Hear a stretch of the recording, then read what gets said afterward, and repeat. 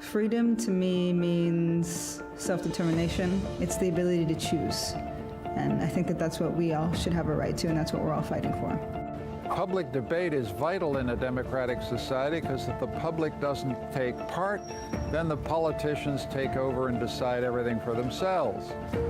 And a place like the Balie is important because that's where the public gets to say what they think and shape their opinions and listen to debate. It's incredibly important that people continue to speak out in this way. Acknowledge the limitations and taking responsibility for questioning the limitations. With knowledge comes a certain beauty. We are then in a position to take action on that. Particularly in this very noisy, fast culture, what documentary does, I think, is to take time to make meaning. Documentaire films en kunst in het algemeen is soms een plek waar de mening en waar de positie belangeloos is. Je mag er gewoon zijn, je mag leren en de Balie is zo'n plek. Hello everyone, welcome. I'm really happy you're all here and that there's so many people here as well. My name is Jante Mosselman. I'm a program editor here at the Balie. And tonight I will have the great pleasure to speak with, amongst others, Fatma Aydemir. And we will talk about a lot of different things. We'll talk about literature, about her book Ellebogen in German, Ellebogen in Dutch.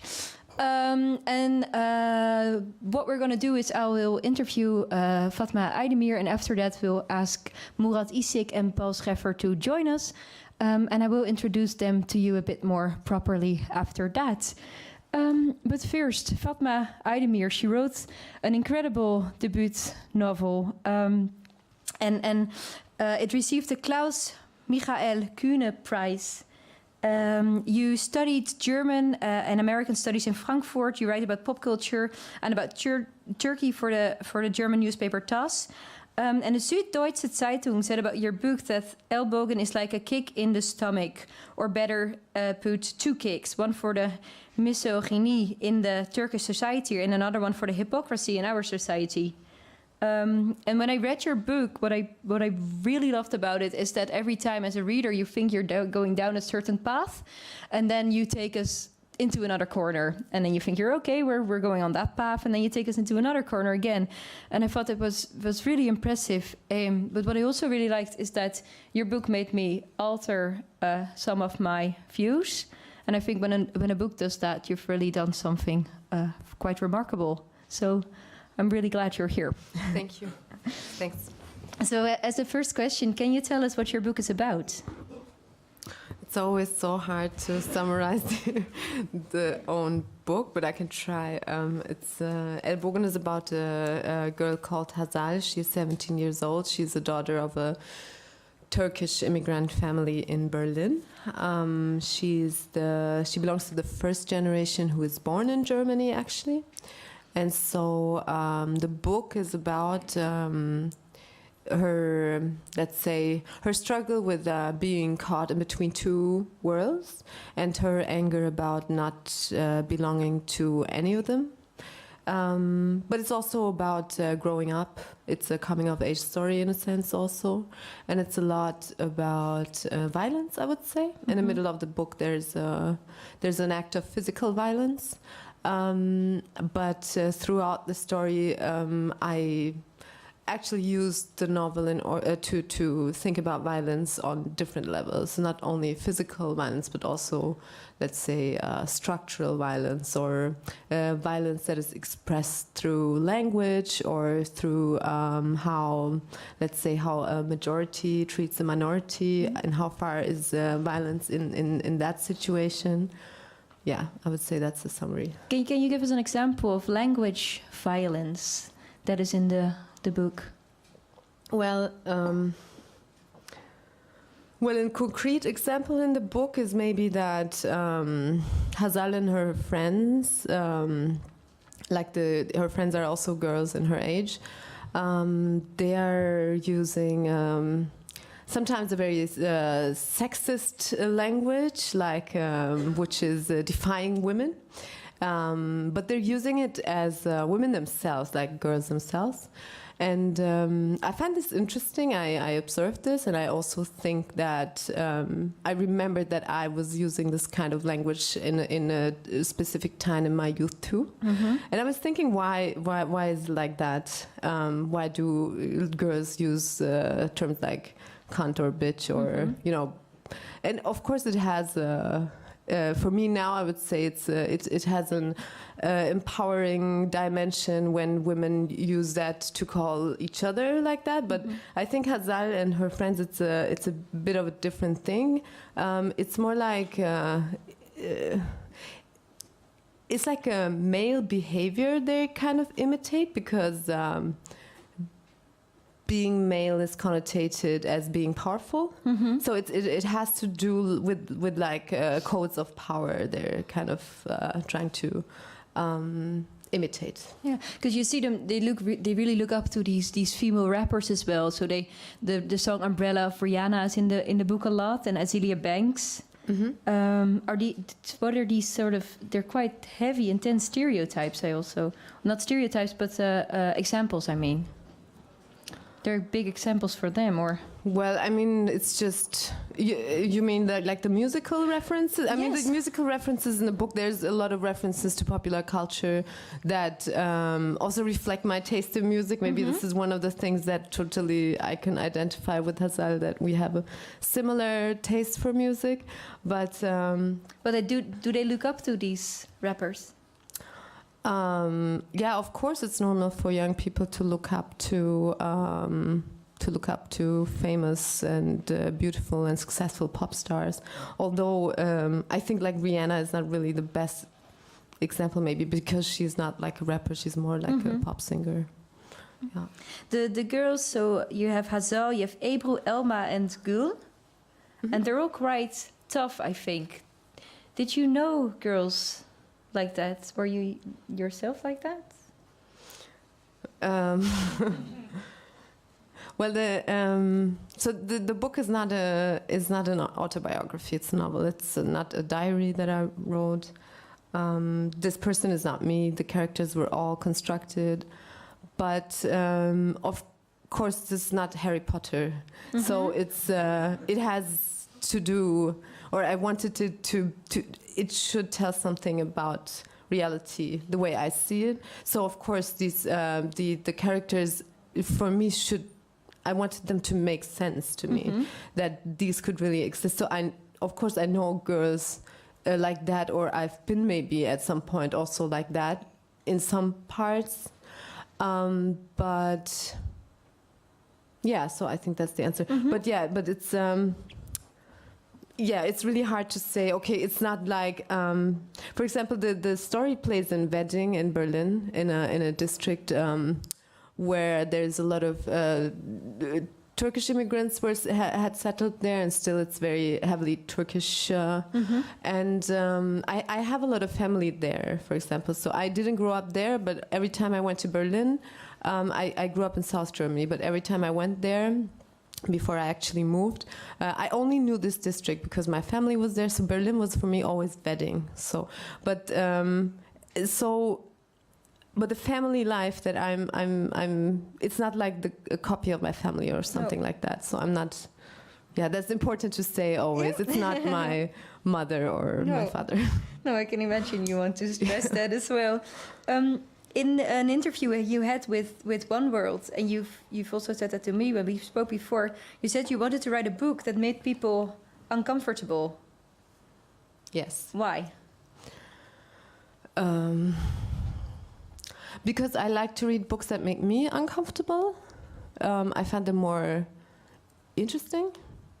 And also, I'm talking about... Well, the topics I chose for this novel, as I said, growing up, violence, migration. These are not comfortable topics, and it's not like. So there has been a lot of immigrant literature in Germany before. I'm not the first one, or I'm not part of the first generation or anything. But. I have the feeling that that like a generation before. Stories about migration had always this kind of comfortable nostalgia. It always felt neat and good and warm, and it was always kind of, you know, I wanted to do something else. Like I wanted to make because it's.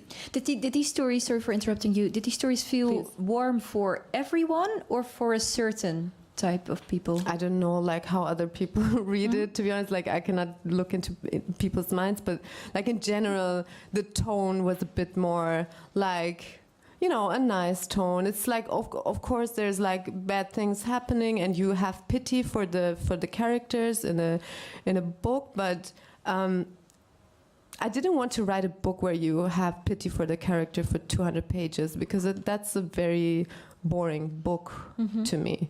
I wanted to have like an uncomfortable character. That's actually the point where this feeling of being uncomfortable stems from, because Hazal, as a protagonist, she's not making good things. She's not making the right decisions, and she's saying or thinking things that I cannot always identify with. Like I hate her. And I love her at the same time. And I wanted the reader to feel in a similar way. Yes, I can imagine that. She's quite unsympathetic at points, but then still she has a really nice feeling, for example, towards her friends. Yeah, of course. Feeling. Yeah, I mean, in the end, she's a human being and she wants to be liked. Like, I want to be liked. But, you know, she has, but then she's also a young person, and it's not only that, of course, migration is a dimension that plays a heavy role in this story, but then also she's just 17 years old, and it's totally normal for a 17-year-old to have a difficult relationship with their parents or to hate their parents. I think also 17-year-olds who don't have this kind of problems are not normal to me. No, no, I can imagine. Do you think a lot of 17-year-old people who might read your book, that they can identify with your protagonist? I mean, that's a hard question because I don't know all my readers, obviously. But so I had some events at schools where I read a bit, and then a discussion starts, and I have the feeling that the young people always have a big. They have so much to say about certain topics that I touch in the book, and so I do think that there are points where they feel a connection and identification.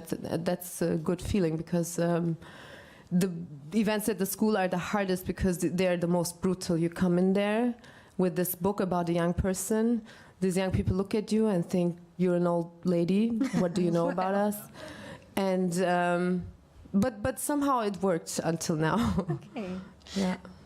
If you talk about uncomfortable, there was one bit that made me very uncomfortable. And is there anyone who really doesn't understand any Dutch? Okay, two. Then I'm going to try and well, you read it, you'll know what I'll read, and I'll try to translate it a bit to English as well. The violent thing happened, and then there's a security camera, and the protagonist sees herself on YouTube for the first time, and then it's written Elma, which is another character in the book.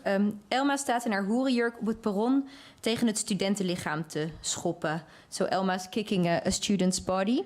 Haar gezicht is nauwelijks herkenbaar, maar dat haar, die stevige kuiten, haar hele houding, natuurlijk is dat Elma. So it's really sure from the images that it is Elma. Op een andere foto, in another picture, staan we alle drie naast elkaar, next to each other. All three of us are next to each other. Gul ziet er ziek uit, lijkt bleek. Elma lijkt opgefokt. En ik grijns. Mijn gezicht straalt van het lachen. So she sees them all in a picture, and one of them is pale, one of them is really opgefokt, triggered. But then she's smiling. She sees herself and she's smiling on the image. I was wondering why is she smiling? I don't know. Should we talk about the incident first in order to get to the smile? Does it make more sense? I'm not so sure. Yeah, I think that might be good. Okay, so there's I will not spoil the whole thing, but there's an act of violence in a metro station, and the perpetrators are these girls, Hazal and her friends, and this is the security camera recordings of that. Them basically, Actually, I spoiled it. Anyway, so why does she smile? I don't know. I cannot answer all the questions. That's fine. To be honest, because. Like what is the reason for her smiling? I wanted her to smile on that camera thing because she felt it's a bit of a symbolic smile, I would say. So I don't know why she smiles in that, because I don't know what she's going through in that moment somehow. So this incident basically is a point of where an emancipation process also starts for Hazal. Because she starts, after this like violent act, she starts making her own decisions. She starts growing up. She has to grow up because she has to flee, or she decides to flee, and she has to start a new life in a country she doesn't really know so well. And so she flees to Turkey, and she has an image of Turkey. She was there on holidays, but her Turkish is very bad, and she doesn't know so much about the codes in that society. And so, for a young woman to go there and try to start a new life is a big thing. So I think I chose that smile scene in order to stress that also positive developments start out of this tragedy for her. And then you also describe a sort of intense female rage. And she's not very remorseful about that. And then in literature, most of the time when women do something, when they're really, really angry, they're either insane but she's very rational about it almost.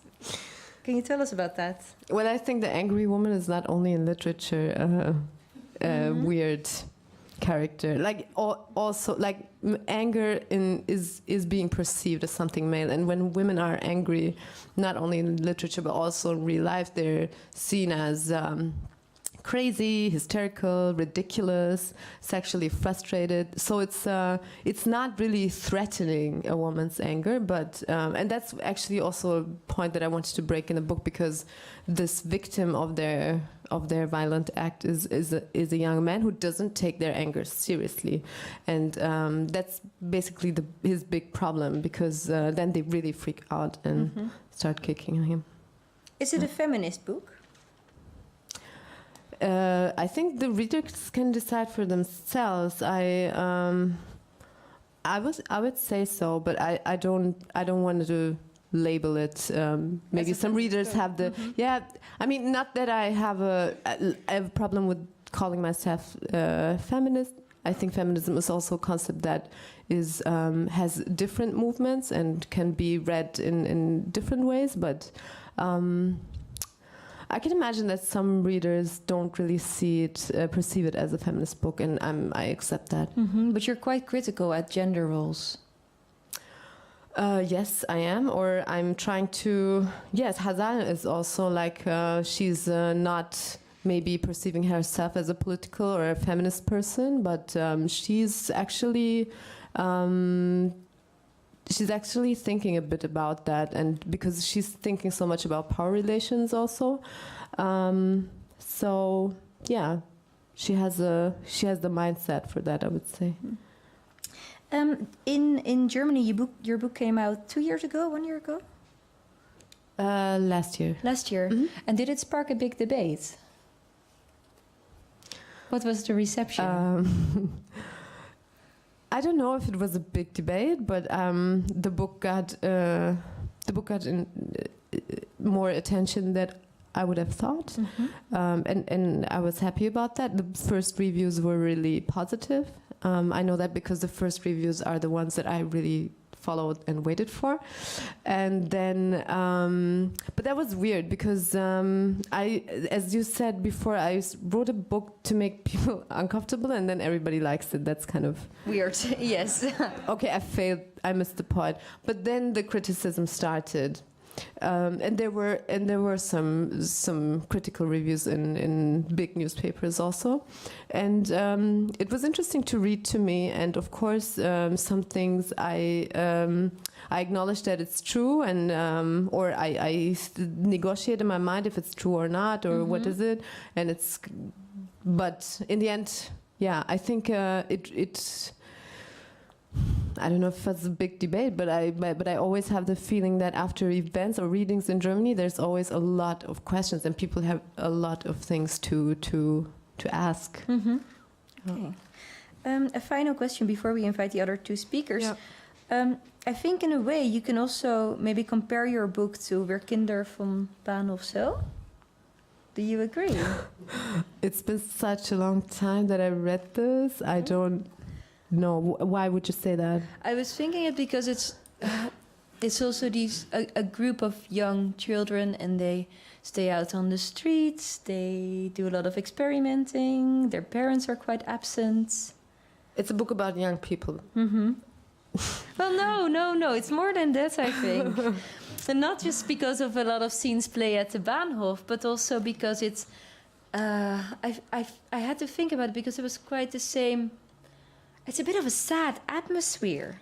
And they come from these areas and there's not a lot around for them. And then these parents are not really looking out for them. I'm not sure. Okay. I'm not sure because it's not really like Hazard's parents are not looking out for her. Like they're maybe not motivating her in the right way, but like she's actually like the first half of the book, she needs to convince her mother to go out on her 18th birthday, and I cannot really compare it. That's fine. Shall we invite Paul Scheffer and Murat Isik? I will introduce you a bit more properly, as I promised. Paul Scheffer is publicist and professor European Studies at the University of Tilburg and the University of Amsterdam. And before that, he took chair.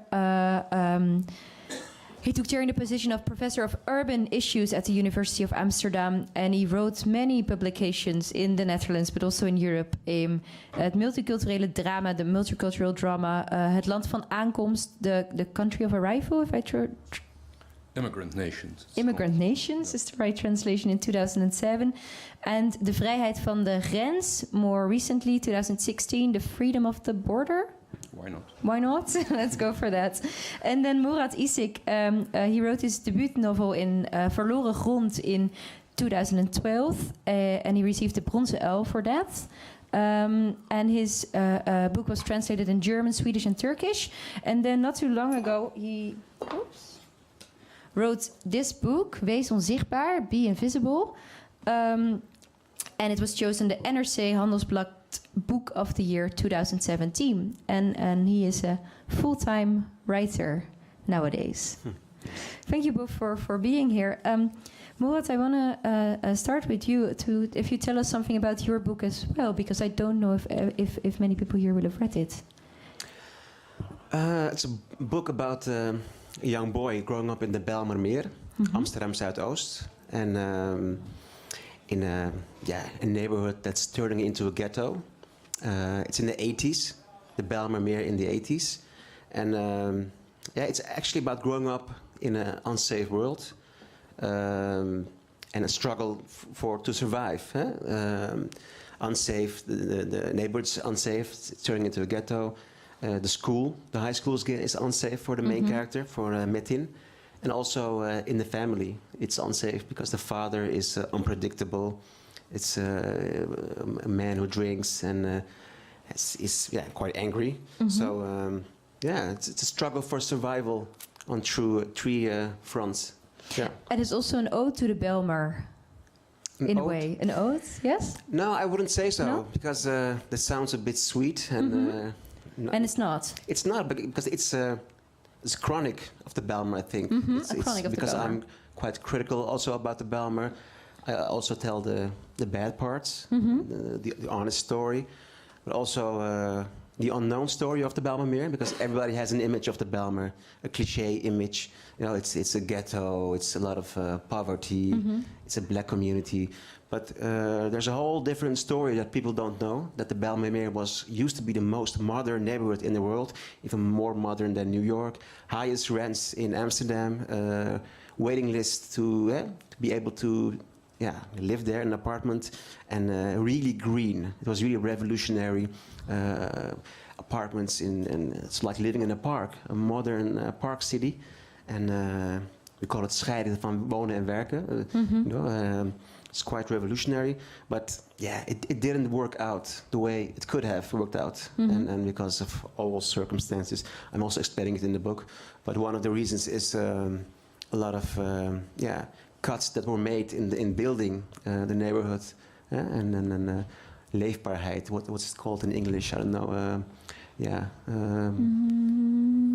Leefbaarheid? Quality? Quality of life? Quality of life? I don't know, but there were supposed to be all these central places where people came together and talked about life, you know, to raise the bar, to help each other out, and it didn't go through, and a lot of cutbacks on the plan. So that's one of the reasons why the Bijlmer never turned into the neighborhood it could have been. Okay. Yeah. And you read, thank you, and you read Fatma Aydemir's book. Did you recognize things in? Yeah, I finished it today. It was really exciting. I mean, the second part I read today, and I really liked it. It's really a raw book, punch in the face, I would say, not in the stomach. So, and are there similarities? Is that the question? Yes. Yes and no, because I didn't grow up in a Turkish community. The Bijlmer is really a mixed community. A lot of people from Suriname, from Africa, from Pakistan, India. So there were hardly any Turkish people in the Bijlmer, especially in the 80s when I grew up there. There weren't any Turkish families. So I felt like an outsider in the Bijlmer. And I've always felt like an outsider, even on high school. So I don't know how it is to grow up in a Turkish community. And I never felt comfortable being in a Turkish environment because my Turkish isn't that well, and I don't know the codes that well because I didn't grow up in a Turkish community. But it was a community where we felt as if it was a part of town where the neglected ones lived, and we felt unimportant. We felt like everybody had given up on us, because it's Amsterdam Zuidoost, the southeast of Amsterdam, and it's really far from Amsterdam. Actually, you know, it's the distance is great, but also it feels like you don't make a part of Amsterdam. Secondhand or second. In rank. So it was hard to have big dreams back then, or even little dreams, like growing up there. I think that's something. That's something that's I think similar, because even the main character in your book isn't convinced that she can finish a study. A lack of self-confidence, and a lot of young people in the Bijlmer had that, I think. Not knowing if anything great was out there for them, you know, and if they had a chance to go to university or not. And same for me actually when I was really young. Yeah. Thank you, Paul. Can you give a first reaction to Fatma's book? Yeah, I just finished it an hour ago. Hardly time to eat, but worthwhile, I must say. I couldn't stop, my first idea was that it's quite unsentimental, and that is why it's so touching. You know, it's written in a raw, very direct way, very well told story. You know, in terms of narrative. So that's my first impression, and also that it's a story that you can identify with, even, you know, beyond all the specifics of Berlin, migrant family, you know, just a novel about growing up, silent fathers, suffocating mothers, all that. And I must say, even if I grew up in a very different family, and I don't want to dwell upon my own youth, growing up in the 60s, you know, and being, you know, with all the anger and wanting to escape the situation and wanting to turn it around in a way and not being able to find the words to do that. All that is, you know, and feeling like an outsider. All that is, I think, something that is universal in a way, and that is why I think it escapes the cliches of, you know, a story about migrant families and all that. But if you want to squeeze it into that, to put it into that context of migration, it reminded me very much about, you know, I was making a documentary film based on 60 years of footage from television, journals, films, etc., together with a real filmmaker, I must add. And also a lot of footage from Germany we saw, from France, from Belgium. And then suddenly I realized after finishing the film that there was a sort of break in the 70s, end of the 70s, beginning of the 80s, and we suddenly realized that all the footage before, let's say, 1975 was silent. You would never hear migrants actually say something. They were there in many documentary films, but as always, you know, the text was spoken by others. So there was a lot of, you know, people were really silent or frightened almost, or they knew, you know, in the title of your book, you know, to learn how to be invisible.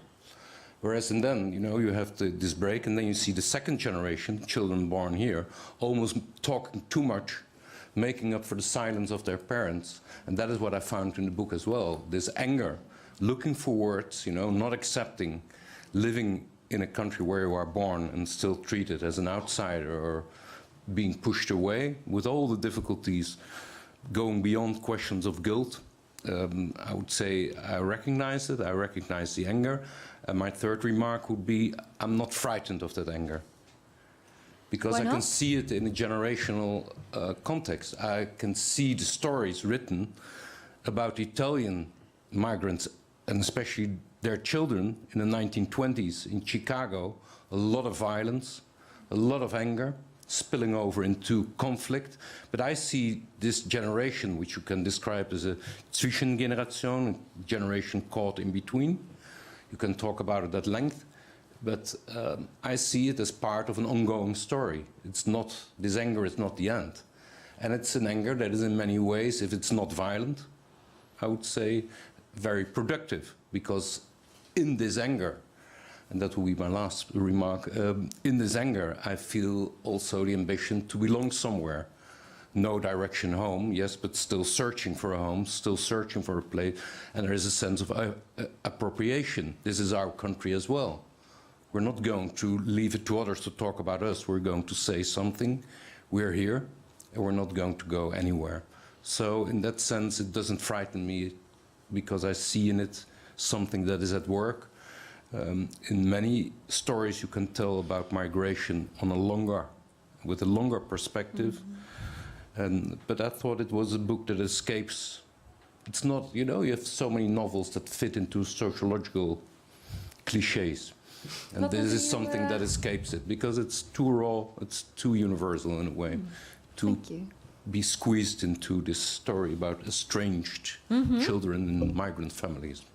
Thank you. Fatma, do you agree? Do you think the anger is something of a Zwissen, an in-between generation, and that's not the end? Yes, I mean, I agree, because so of course anger is it can be totally productive.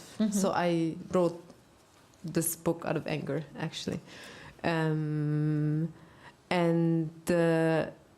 on the other hand, yeah, it is a generational thing. I cannot make any predictions about the next generations, really. I don't know. I don't have an big enough overview, maybe, over migration movements, but I see that this has to do with the first generation being born in, let's say, Germany, because.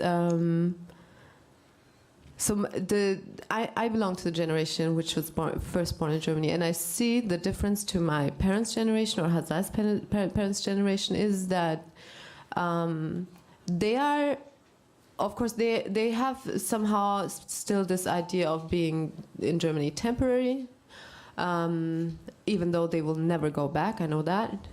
But also their relationship to Germany is a grateful one somehow for her parents. Yeah, for the generation before, it's a bit more like they're grateful for the various opportunities they were handed by Germany, and but I'm not grateful at all, because why should I be? It's I'm born there. Would you be grateful to your parents? Sorry? Would you be grateful to your parents? I'm despite all the, struggle. Me personally? Yeah. Yeah, of course I don't know. I like my parents. I'm grateful to them for, I don't know, having raised me. That's what I hear a lot of children say. It's so difficult to fight against them because we can see that they struggled, and that for them, they postponed a lot to give us a better life. Yeah, I mean, no, I'm. It's not that I'm trying to fight that generation. Really, like that's not my enemy.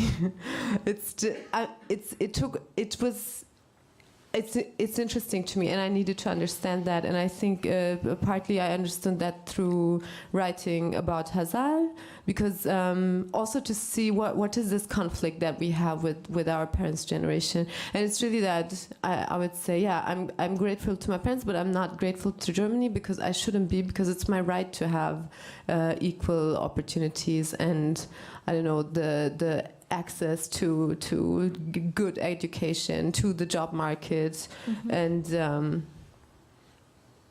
where does the anger come from? The anger comes from various things, I would say. Of course, it comes also from the conflict you have with your parents, even though with 30 years old, I don't see them as my enemy anymore. But of course, there's a problem in the communication. Maybe that's in all cultures. It's not only an immigrant thing. But the anger comes from being somehow, as I said before, like this. I'm believing that being born in that country, I have the right to the same, things. And the thing is that the anger comes from everyday experiences of different kinds of discrimination, even if it's just micro things, they just build up. And I'm now in a privileged position that I can make myself heard because I'm a journalist, I'm a writer, people read me, people hear me, I'm on stage talking about it. But most of my friends and family are not. And most of my friends and family didn't have the privilege of a education like my mother didn't even go to elementary school. So it's this doesn't have to do with that, but like the anger comes from being treated like not belonging to this country, but at the same time being told that you have to integrate yourself. So I don't really understand, like, why should I, after being told every day that I'm so different and not belonging, should make any effort to integrate myself in this, I don't know, thing called society. And I don't even know where I'm integrating in, because I don't see such thing as a pure culture that follows certain rules that I can learn and then be a part of it. That's where the anger comes from. Thank you. Murat, do you recognize that anger? Gee, not really. No? No. Why not? Well, I didn't grow up being angry, but looking for my way in life and yeah, trying to get a good education. My parents gave me a mission, you can say. You have to study, you have to go to VWO, to the highest level of high school, and to the university. So yeah, I grew up fulfilling that mission for my parents, especially my mother. And I think after that I got more, I would say, autonomous, and in university having my own opinions and seeing that, I don't know, looking for myself, what do I want and what are my needs. And I wasn't born in Holland. I was born in Turkey, in Izmir. And I remember as a kid, I did feel privileged growing up in Holland. And in some way grateful, yes, because my family was, it was a difficult family. My father was a difficult man, so he was a communist and someone who didn't believe, an atheist. So he wasn't home a lot, and he didn't care for his family. And in other countries... That will be your general description of communists? Maybe, yeah. Not being at home. Exactly, going to meetings with comrades and talking about communism. Okay. So he wasn't home a lot. And I think if we had lived in Turkey, it would have been really bad for us. We would be really poor, and I wouldn't have the chance to go to university. But growing up in Holland with all these social security and welfare, it gave me the chance to go to school and go to university. And I think in any other country, it could have gone wrong. And but in Holland, I know it's a really structured country. And so I remember being a teenager and feeling grateful because my cousins and nieces in Turkey didn't have the same opportunities. And I saw them on holidays. I was like, oh my God, I earn more money than my uncle, who's working in a factory.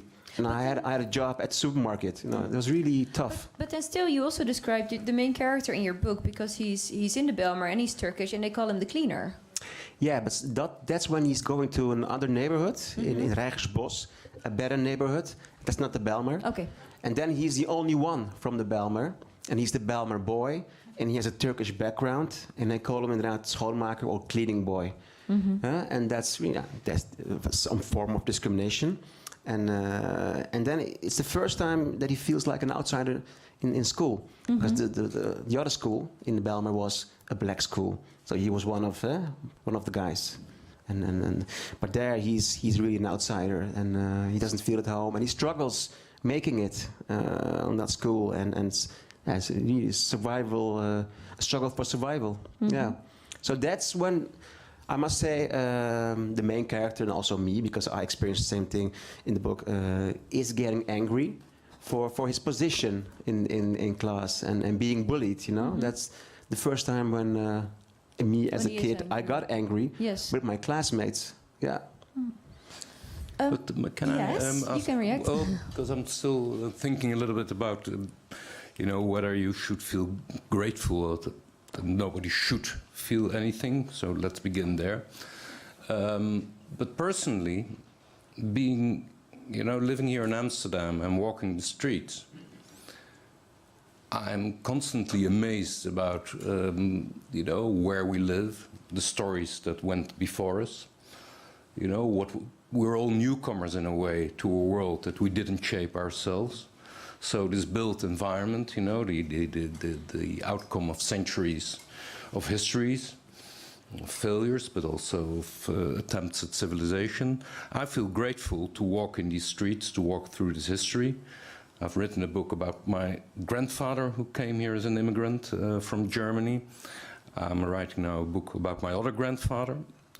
Won't dwell too much upon this family history, but simply as a fact of acknowledging what came before you, but also a sense of being grateful, living in a still rather peaceful, very prosperous, society, and especially traveling the world, you realize, what benign circumstances you're growing up in, and I feel grateful for that, while still acknowledging all the failures or what is wrong and what could be improved, but a sense of,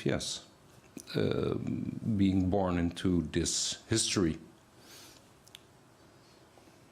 Can you understand what I'm trying to say? I do understand what you're saying, and it's nice. No, it is, but. I mean, it's a bit like... Well, it's more than nice in the sense that you also feel a responsibility. Drawn from that sense of it's not a self-evident thing living in a city with more than 150 nationalities and living in a peaceful and productive way together.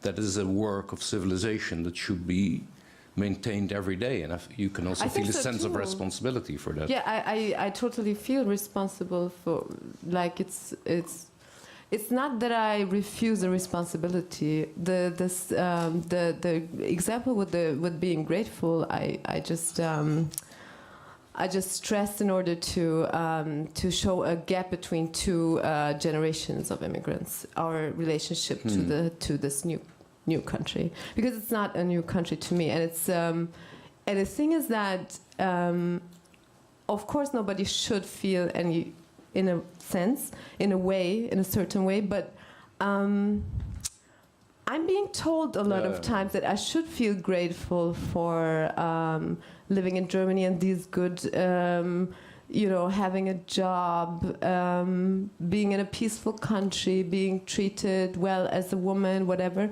And that's what I'm reacting to, because I don't know any other reality. Like, why should I sit down now and think, of course, like, there are kids in Africa starving, but this does not mean that, like, why should I sit down every day and think about what would happen if I was born as a starving baby in Africa, That's the same thing to me as if I would think I could be now in Turkey and being, I have family there, so there's a different kind of identification. I spend a lot of time in Turkey, but it's not like, why should I be grateful for being born in a place that I did not choose myself, Yeah, but that's true for everybody.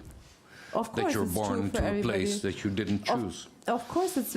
But the thing is, the implication when people tell me to be grateful or ask specific questions to me. Also, when this book came out, asking me, tell me about your German teacher who encouraged you to write a book or become a writer, and someone must have saved you and stuff like that. It's always this. It does imply that it's not normal that I'm there, I'm an anomaly basically, and it implies that I'm a stranger, that I'm a foreigner, that I don't belong to this place, and Germany is so nice to adapt me basically, and that's the problem that I'm trying to talk about. Do you get the feeling that people want you to be more grateful than for example, me, whose parents lived here and whose grandparents lived here? Yes, that's what I was trying to say. That's basically the point, yeah. No, I'm summarizing it. Yeah. But what I wanted to ask, both of you perhaps, that the expectations of your parents, because I think the story of migration is quite often parents postponing their desires, knowing that migration is very difficult.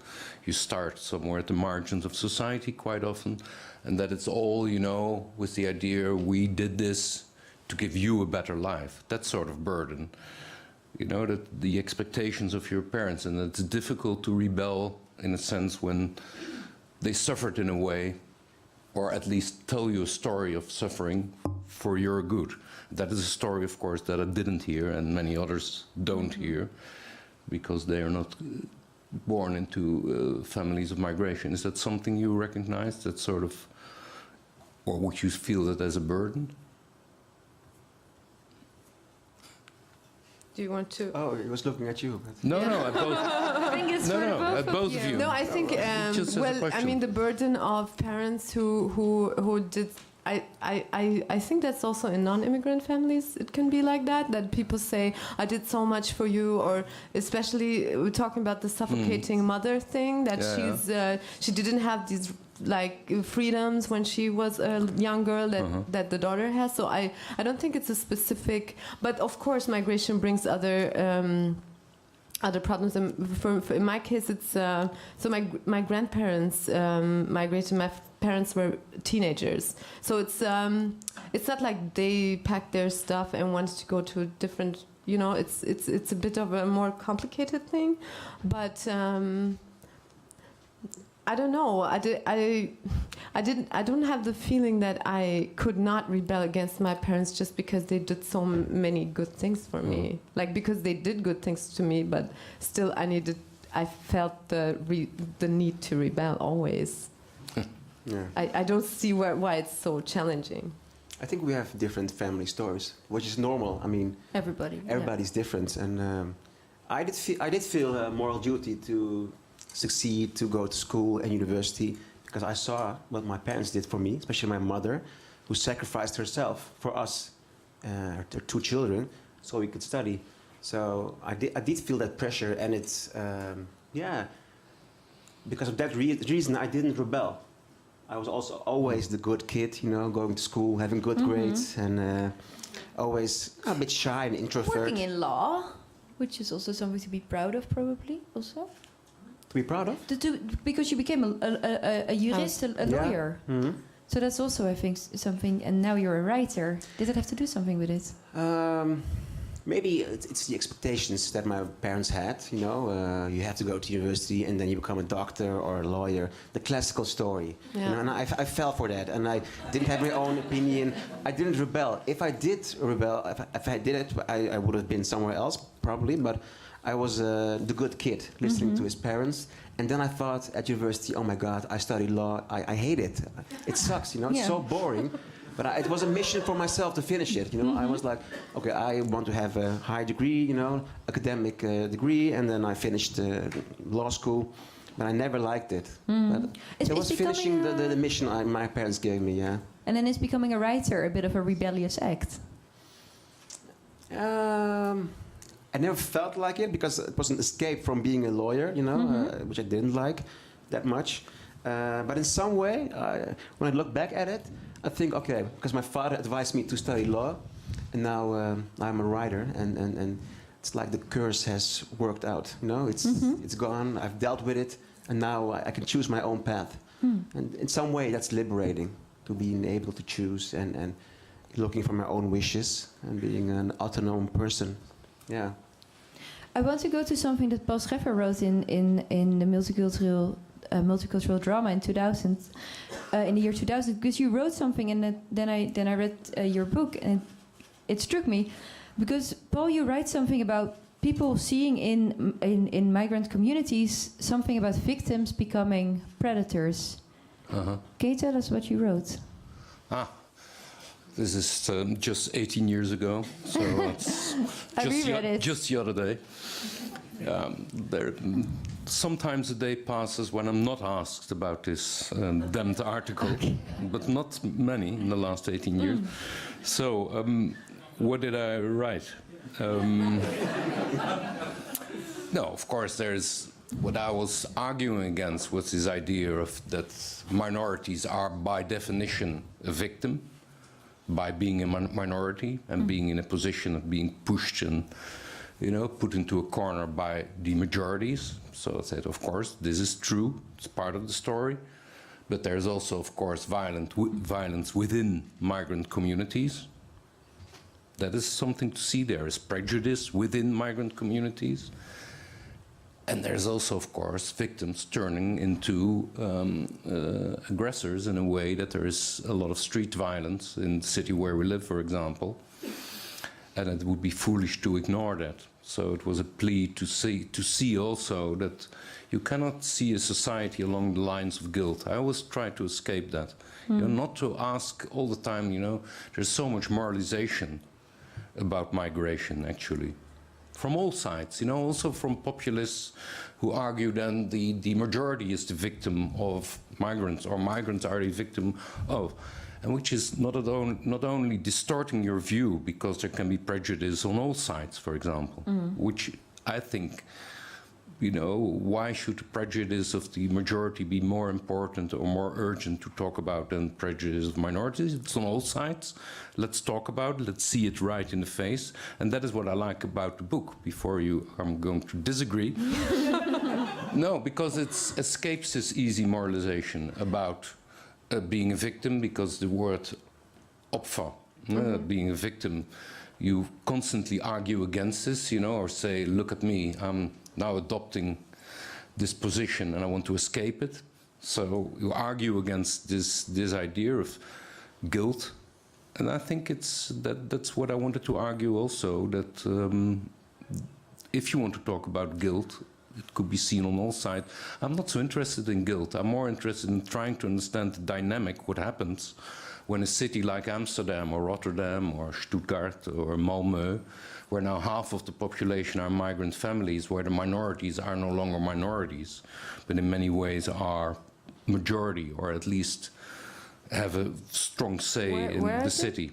Where are they, the majority? Here where we are, for example. In Amsterdam? Yeah, in Rotterdam, in Malmö, in Birmingham, in Bradford, in Lyon. So, you know, if you take migrant families, you know, the migrants and the children, so we have to escape this idea of minorities and majorities and try to understand what happens in these societies. That is what I'm interested in, simply the dynamic of people who are already there, their sense of loss, the arrival of people with their sense of loss, and how it works, you know, trying to understand and reach beyond this eternal mirror fight of, you know, who's to blame for what. Or, No, I totally agree, because, like, I agree on the point of moralization. It's not something that I'm really so much interested in, or I'm interested in as a subject only, also in the novel, but I totally disagree that it makes a difference, that it makes no difference on which side. Of course, a prejudice is a prejudice, right? No. But on the one hand, it's more powerful than on the other hand, somehow, I would argue, because of power relations. Well, and the thing is that it does make a difference if I don't know who you count when you say the minority becomes the majority. Do you count also British expats to that? Why not? But these are not when the we people. talk about migration. Yeah, we talk about migration, but like we cannot speak of, I think, in the same sense of, let's say, guest workers from Turkey or Morocco, and in the same way of I don't know, highly skilled British families who are here for a few years and go for a to few years and then leave, so have less consequence for the future of the city. Look, when I'm thinking about what I was writing, I was, for example, writing about the fact what we live now is that there are police posts in front of every synagogue. And most of the mosques in the city don't need police protection. So it's too easy to say, you know, being a majority puts you in a position that you can push others around, and that the prejudices in minorities doesn't count. I think we should treat everybody, first of all, as a citizen of this society, and prejudice is prejudice, and I want to see it right in the face.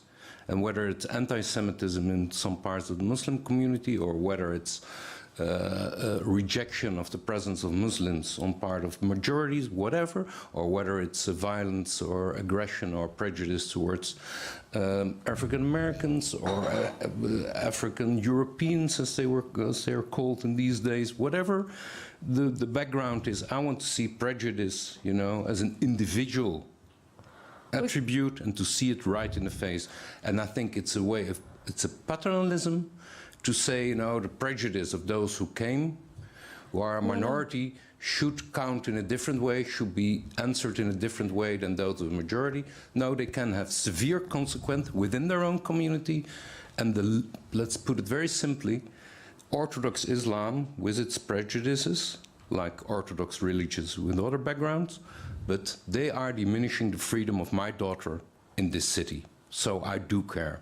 And I'm not going to say, well, the majority has also prejudices, yes, and then we should talk about that. But so for me, it has a consequence what is said in mosques in Amsterdam, for example, because it touches the freedom also of my daughter living here, for example, or my freedom. Paul, I'm going to ask Fatma to react. It was so long. Like I always want to cut in and say something to a sentence. Sorry, no, because I forget all the parts before. But like, okay, what is being preached by radical preachers in Orthodox mosques is also a concern for me, and it's also diminishing my freedom in a sense. So that's not something that I'm trying to defend when I say that some prejudices are of a bigger consequence, you know. But the thing is, in the moment that you're giving this example, you're implying actually that like Muslims are per se radical Islamists, which is not true. No, and I don't understand the example with Muslims, that a synagogue has to be guarded is. I totally see the sense of it. it is a duty to do that, Yeah. because but I don't think that, for example, I would never think that anti-Semitism is only something present in the Muslim No. community. Having I lived don't- here in Amsterdam for so many years and looking at the story of my own family, I wouldn't say that in the But why- city why where this example then? I don't 80% of understand. the Jews are murdered, that anti-Semitism But- came with Islam. No, I would never argue that. You But can understand that. why do we put this example then? That Well, a because synagogue we're has talking to be about prejudice protected of and majorities Islam. and minorities. But I could also talk about exclusion of the labor market. I just want to say that prejudice for me, but I'm curious Oh, to I know wanna- your I wanna reaction. add But something. for me, we should see it right in as it is. but And then why that- should we that's- differentiate? Well, one thing to add, Yeah, there okay. are also threats against mosques in Yeah, the I know, Netherlands. I know. And in the media, they don't get a lot of attention. If it's pig heads or puppets being beheaded, there are also threats against mosques. I'm Yeah. not a Muslim, but these things happen. And synagogues get protected, but I don't hear any political parties stand up for mosques and them being threatened. If I can, But I don't want to make say us, something about this before. But you started no, that no, no, no, issue. no. You said I that, don't. and I don't think it's No, I correct. think if I can say something. I'm reacting on your... I think what Paul is saying, that there's a lot of different groups with a lot of different prejudices, and he wants to treat them all equal. Yeah. But then I think that's something that's quite hard to argue with. But I do think that we see a situation currently in the Netherlands where we're having and in Germany as well, where there's a very polarized debate that makes that almost impossible. And I think that's a big problem. And I try to escape that polarization by saying, think so. why not be critical You to don't all think so? sides? I don't think so, that you're trying to, like, to be honest, because like a few of these things that you say, I have the feeling that these are, you know, because you're talking about, it's not a competition about who is being more discriminated or not, but you turn it a little into a competition when you put the example of the synagogue, for example. This is one thing. The other thing is that it is, I mean, there's a tension, right, in Europe. There's a tension that's like it's about to burst since 2015, after like a bigger migration movement from the Middle East came from Syria. And I feel that in Germany, where like more than 1 million people came in the last 2 years, and I don't know, I have this feeling that we're talking about like a lot of. So there's this notion that this migration thing, okay, it changes our society totally. And I mean, the globalization changes our world in every sense. But I don't think that the big problem or the biggest problem is migrants not wanting to integrate or not wanting to behave correctly. I think the bigger problem is the extreme right wing that's rising in more Europe, in a few European countries. And the thing is also with the media perception, that I can also see it as a journalist, that, for example, in Germany since New Year's Eve, there were more than 20 attacks on refugee homes or on people, non-white people on the street, mostly in Eastern Germany. And these are things that we don't see. And for example, if there's a rape case in like just a usual rape case, we don't blow it up over the media and everybody reads about it. But as soon as a non-white person or refugee is involved in that sense, this rape case becomes a political debate. And I don't understand that. Because this is the opposite of treating everybody correctly or in the same way. But I would absolutely agree with that. And I would say there is a danger and a breach of a taboo in the extreme right. And there's a breach of a taboo in radical Islam. On both sides. And I don't see why we should, and the only reason I gave this example about the synagogues is just to say that prejudice also within a minority can have serious consequences. So that I was arguing with that, but not, I would really love to reach beyond it.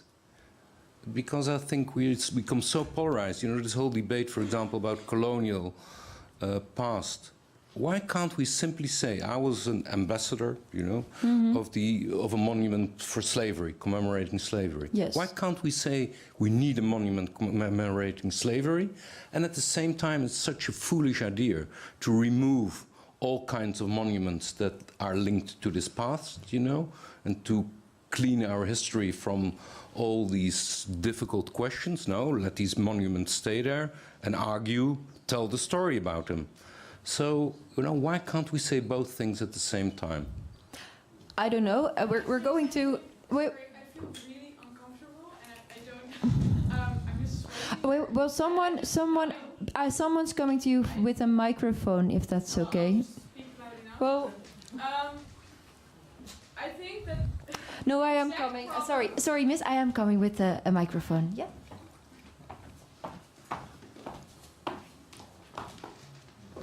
We were going to do questions in about 5 minutes, so you're a bit early, but I'll forgive you for that. I'll hold it. Yeah, I'm not going to ask a question. I just feel really uncomfortable because I think we're completely missing the point of this discussion, because it is supposed to be. It isn't supposed to be a discussion. I think it isn't supposed to be a discussion between two white people in a left-wing or like the Balie. I think you wrote it. I didn't read it, but I think we should talk about the book and discuss the problem of that there is no problem of first generation in Germany. Like your main character. Sorry, I'm so nervous and no, but I feel really uncomfortable. Because it's. Can I just say something in Dutch? No, sorry.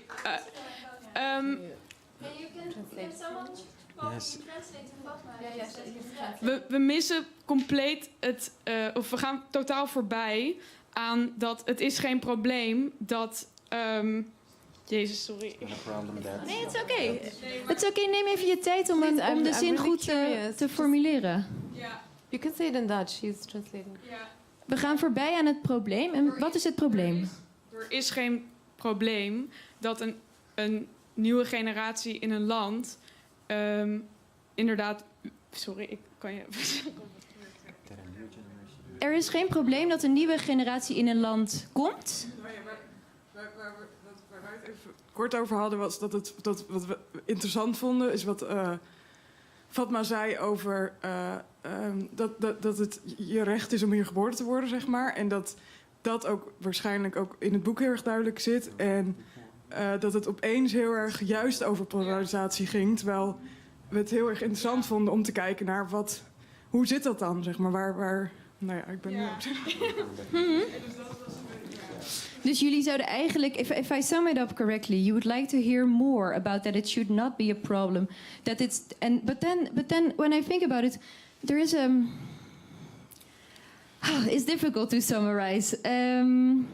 So you say that it should not be a problem if someone's born here, and you want to hear more about what exactly do you want to hear more? Do you want to hear more about why people are treating it as a problem?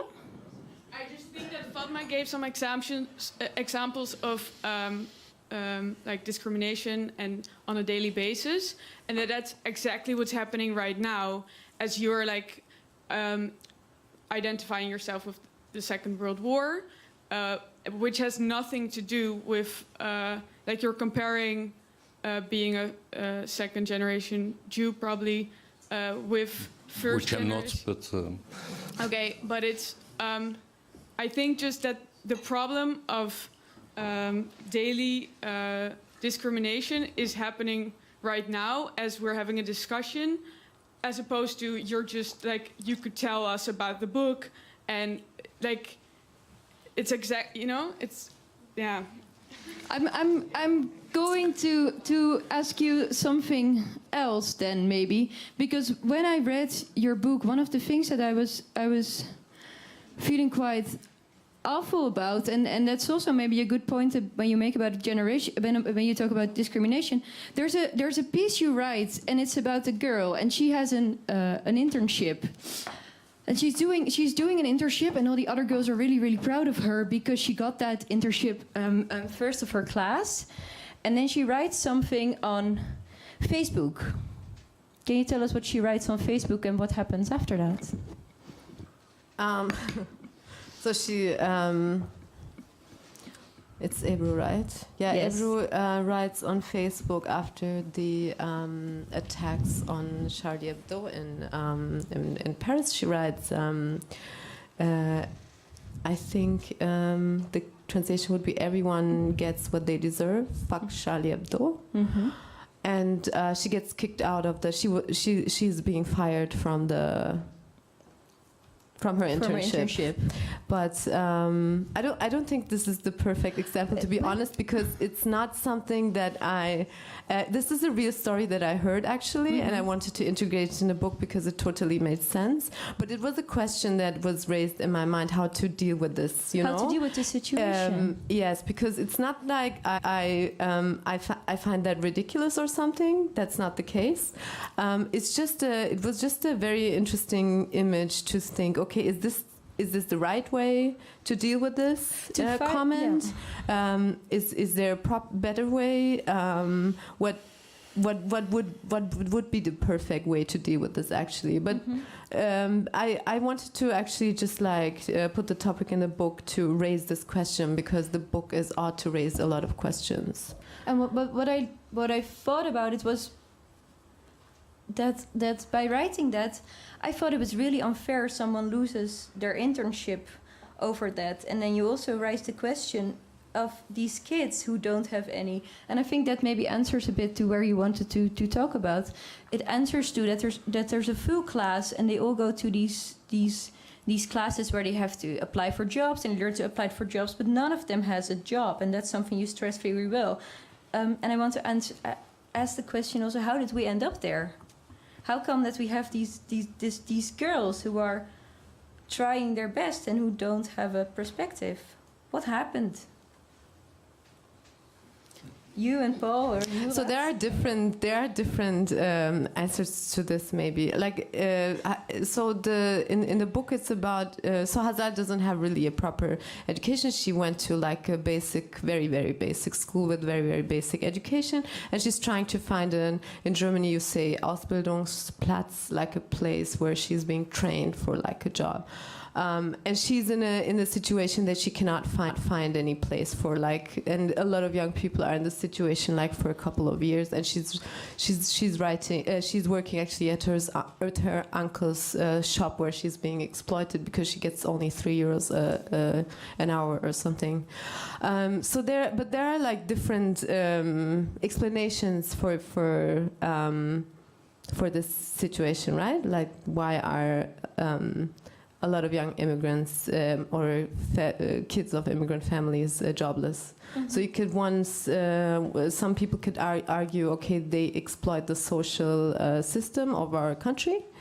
On the other hand, you could say there's a shift in the job market and we need more skilled labor or people who are specialized in certain fields. Then these kids went to school here, and I had the feeling, but maybe Paul can also say something about that we kind of failed them. Well, I think part of it is that story that, if you look at the Moroccan and Turkish community, for example, I would say most people that came had very little formal education, and it would be strange to expect that in one generation you would find a huge leap. But still, I would say, if I teach at the law faculty, definitely law, medicine, engineering, you find lots of children with a migrant background, so let's not forget this story, but it's true. And on the other hand, joblessness has something to do with definitely discrimination in the labor market as well. So I think we should talk about all that. But it's a story that, the guest workers who came, and what you just referred to, that many parents came with the idea we're here temporarily. And it was told to them, you shouldn't learn the language, it's of no use because you're going back anyway. All these stories. And that is why I think it's not a question of who's to blame in the end. It's also of societies not really understanding what was going on, only 30 years after the guest workers came, discovering that they had turned into immigrant nations without any plan, without any idea. So I think it's not a question of who's to blame, but it's definitely, for this first generation, half of them in the Netherlands are unemployed, which is but, I mean, in many ways a terrible outcome. Third or fourth generation, you see that students of HBO's have difficulties finding internships. I was a coach at the city of Amsterdam for interns, so I spoke a lot to students studying law at the HBO's, and they told me it was really hard to get an internship, and they sent like 50 or 100 emails out, never got a response, but their fellow students who were called Martijn or Jan had no problems. So yeah, I felt it was my obligation as a coach to hear their stories and give them a chance if I could.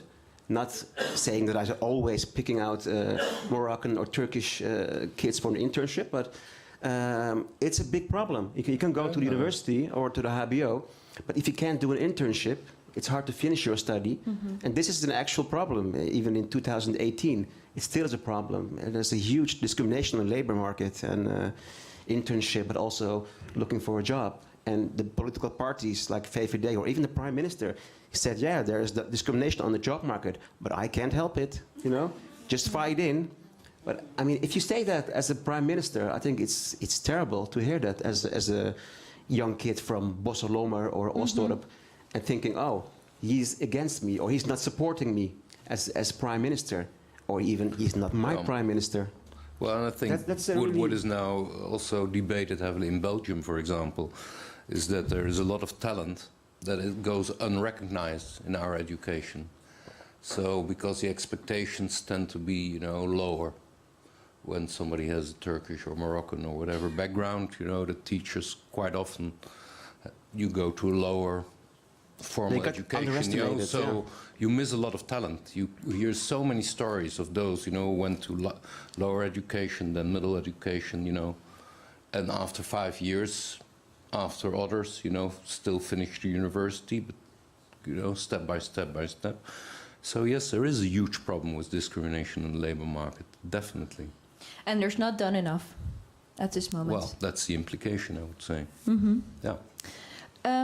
I want to, before we go to the audience, I also want to say one positive thing before we end this evening. So you felt it was all negative. Well, I think we ended with a bit of a negative comment about the future. But then there was something that both Murat and Fatma, you said about literature and stories, because you both told me when you were growing up, you had to read all these Dutch writers from the 50s, you told me, Murat, and there were hardly any books that you could relate to. But now we have these two books. Was that a reason for you both also to write it? It wasn't the reason to write it, but now it's out here, so I think a lot of young people can relate to it. And young people in Bosselommer, Oostdorp, where a lot of Turkish and Moroccan Dutch people live, they can say, well, he made it, he became a writer, why couldn't I be? Or I can be a lawyer if he could. So, and in my youth, there were a lot of books about Second World War and Mullisch and Hermans, and I couldn't relate to it. As there weren't any stories about me, about the Bijlmer, about multicultural Holland. So, I think it enriches the literature in Holland and in Europe, telling these stories about. Also Dutch people with a different background and growing up in the Bijlmer, people who didn't end up in literature but live in this country and have a voice. Yeah.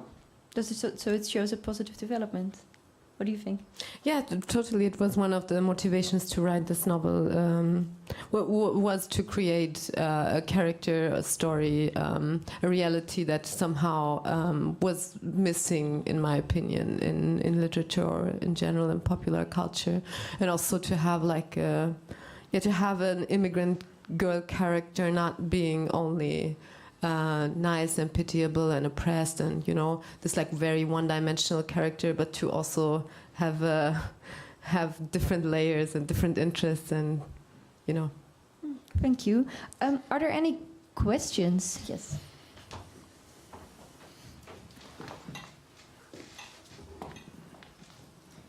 Yes, hi. Thank you for writing a book. Very interesting. I really liked the discussion tonight. I have a question. So when you wrote a book, you wrote it with some anger, right? With some anger. And but did you write it for, you know, the right privileged people that are, you know, half of these people in this audience who feel guilty, right? Who sit here, who feel guilty for everything. Did you write it for them? Yeah, of course. Or did you, yeah, or did you write it for your fellow immigrants to show that anger and show that, or is it both?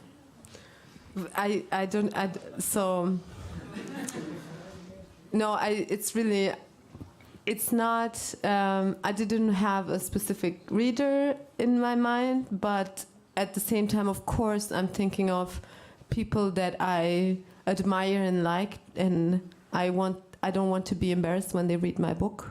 So it is both, I would say, and I don't know. I just wanted to feel.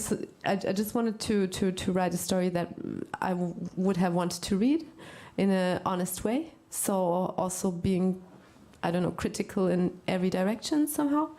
But I mean, the thing is, my editor is a rich white boy from a very good family, and he's a very good editor.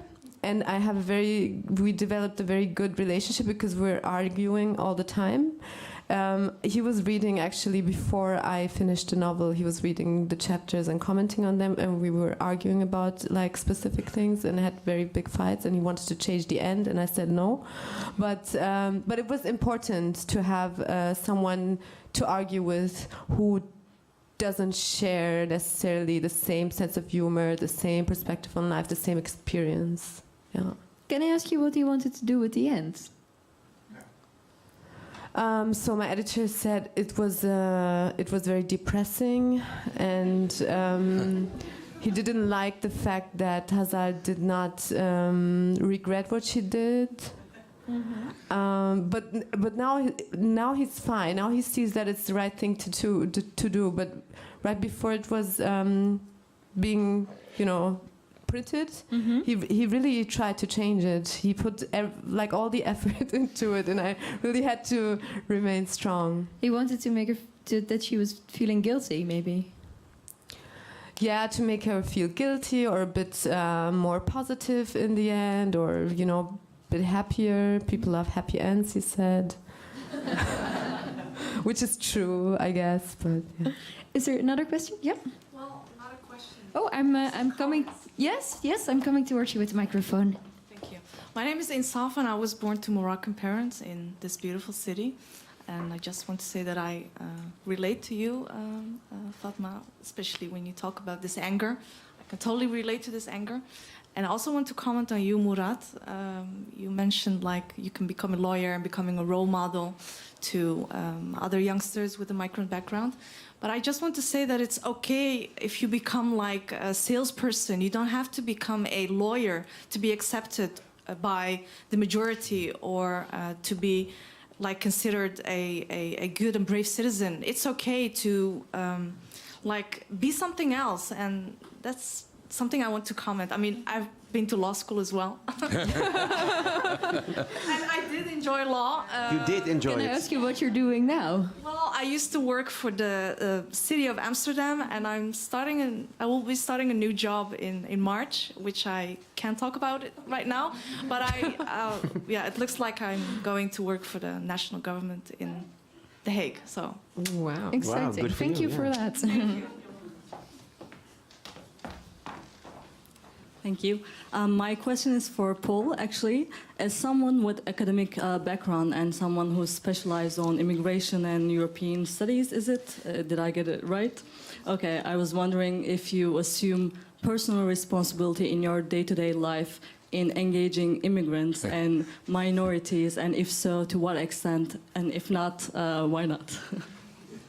Well, I'm almost tempted to tell you too much personal stories now. About the persons I'm living with, about my own family, about the family of my brother, which I won't do. But believe me that I'm not writing about this only from an academic perspective. Yes, and then secondly, I think I spent the last 20 years engaging almost on a daily basis with migrant communities across Europe, engaging in literally hundreds of personal conversations, public meetings, etc. And I'm not doing this because I think we're looking at a failure. We're looking at something that's going the wrong way. I don't think that at all, because I try to study a little bit the history of migration and to look at the longer perspective. And that is why I think this anger that we've been talking about can be immensely productive. Because I don't want this first generation who was silent, wanted to be invisible, that the second generation and their children remain invisible. So, no, I think we're in the midst of a huge change. The only thing I wanted to say about literature is that, of course, I can understand that it's difficult to relate in a direct way to novels that were written in a different period, different context. But I think that is the marvel of literature, that it's the empathy that is mobilized in literature, in the narration, makes it possible to identify with a love story in Colombia written by Marquez. Of course. He's my hero, Marquez, yeah. Yes, I just read a book about Georgian history. I've been spending most of my life not knowing anything about Georgian history, but I was drawn into this book by a fellow writer of Fatma Aydemir. 1,300 pages about Georgian history. That is a marvel of literature, transposing yourself, being able to identify with other places at different times. So I read Hermans, for me. Yeah. And I enjoyed Hermans. No, but you said I couldn't relate to it. I missed those stories too. There was a lack of stories, but I enjoyed Hermans. So I'm not arguing against, I think Rushdie and many others, and Mohsin Hamid, and all these writers are transforming literature and doing something that was definitely necessary, and beyond, the recognition, just adding something valuable to literature in general terms. But the marvel of literature, to say it again, is to be able to identify with persons and places. Of course, different times, different,